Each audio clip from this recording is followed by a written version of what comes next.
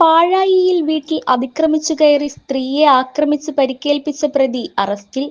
പാഴായി സ്വദേശി തമിഴൻ വീട്ടിൽ 23 വയസ്സുള്ള വിഷ്ണുവിനെയാണ് പോലീസ് അറസ്റ്റ് ചെയ്തത്. ആഗസ്റ്റ് 4-നായിരുന്നു സംഭവം.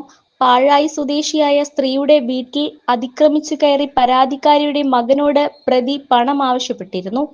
എന്നാൽ പണം നൽകിയില്ല. ഇതേ തുടർന്നുള്ള വൈരാഗ്യത്താൽ അസഭ്യം പറഞ്ഞും ഭീഷണിപ്പെടുത്തിയും വീട്ടുമുറ്റത്ത് കിടന്നിരുന്ന വിറകെടുത്ത് പ്രതി പരാതിക്കാരിയെ ആക്രമിച്ച് പരിക്കേൽപ്പിക്കുകയായിരുന്നുവെന്ന് പോലീസ് പറഞ്ഞു. വിഷ്ണു പുതുക്കാട് മാള പോലീസ് സ്റ്റേഷനിലായി 2 അടിപിടി കേസിലും 2 മോഷണക്കേസിലും പ്രതിയാണ്.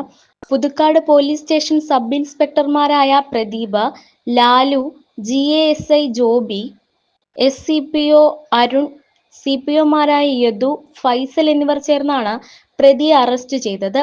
കോടതിയിൽ ഹാജരാക്കിയ പ്രതിയെ റിമാൻഡ് ചെയ്തു.